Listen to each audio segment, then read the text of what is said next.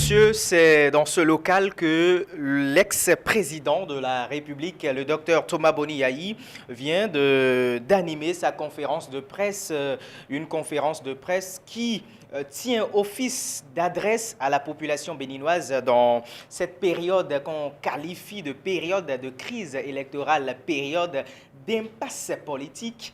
Thomas Boni Yayi s'est adressé à la nation par l'entremise de la presse. Qu'est-ce qu'il a dit exactement? Ce qu'il a dit, c'est ce que l'opposition continue de dire. Il n'y aura pas d'élection le 28 avril 2019 sans l'opposition. C'est ce que Boni Yayi a répété encore aujourd'hui, 3 fois de suite. Mesdames, Messieurs, merci de suivre le président. Béninoises et Béninois, mes chers compatriotes, après les événements de 2012 et 2013, j'ai pardonné. J'ai réellement pardonné. Et mon pardon est définitif et irréversible. Je le jure, au nom de la République.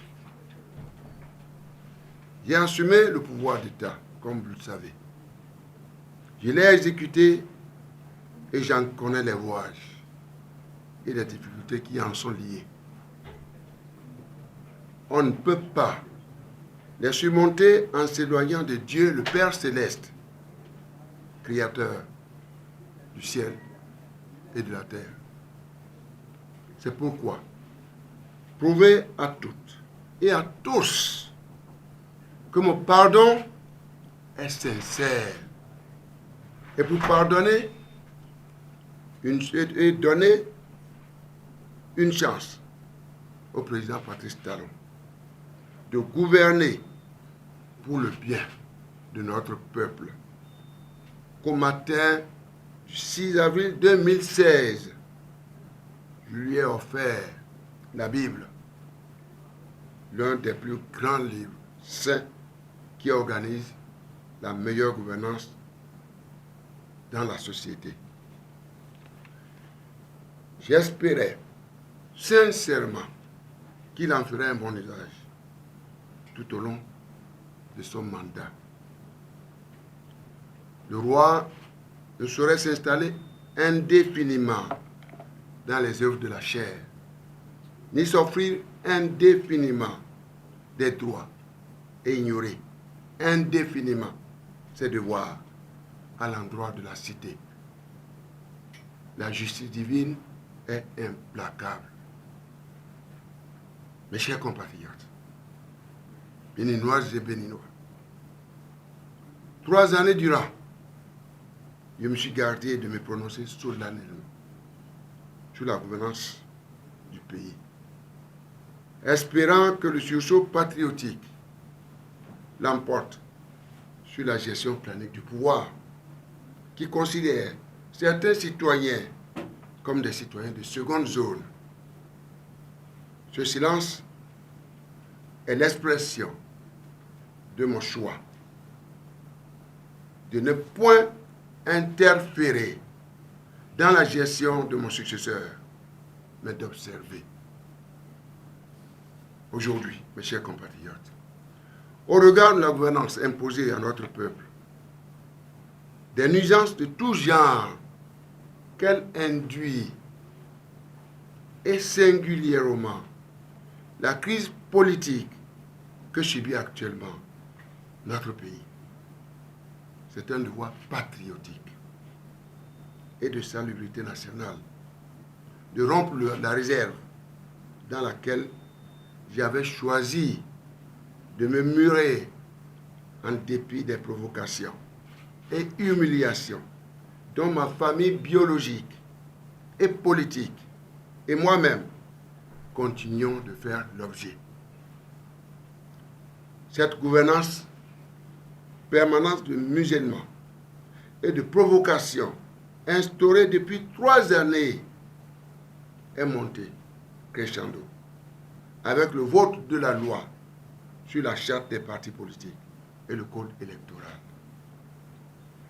Nonobstant la désapprobation par la majorité d'entre vous de cette loi exclusive et génératrice de conflits, le pouvoir en place n'a eu cure de vos protestations et a poursuivi allègrement l'escalade. Nous voilà aujourd'hui, chers compatriotes, dans une situation inédite. Dans notre pays, notre cher pays, où une bonne frange de la population est privée de son droit de libre choix, étant entendu que les candidats qu'elle soutient sont purement et simplement exclus de la compétition électorale par le chef de l'État. Cette crise que traverse notre commune patrie est une première depuis la fin de notre historique conférence des forces vives de la nation de février 1990. Plaise à Dieu, le Père Céleste, de nous en préserver et de nous préserver du pire. En conséquence, j'en appelle au sens élevé. Je dis bien, en conséquence, j'en appelle au sens élevé de l'État et de responsabilité du président de la République, M. Patrice Talon. Je l'invite à prendre toute la mesure de la gravité de la présente situation, qui ne nous honore guère, et à arrêter le processus électoral en cours. Qu'il puise la bonne formule dans le riche arsenal juridique à sa disposition pour juguler la crise. Ce faisant, mes chers compatriotes, le président aura contribué au renforcement de la démocratie, à la préservation de la paix, aura réussi à éviter des lendemains douloureux, véritablement douloureux, à notre peuple. Toute réforme, chers compatriotes, et ajustements sont nécessaires. Et j'en conviens, pour tenir compte des mutations qui affectent notre pays, notre sous-région et notre planète. Leur réussite passe cependant par une gestion participative et leur capacité à profiter à tout le monde et non à un clan. En effet, la légitimité excède toujours la légalité. Il ne saurait y avoir d'élections législatives au pays de Béanzé, Kaba, Bioguera, sans l'opposition.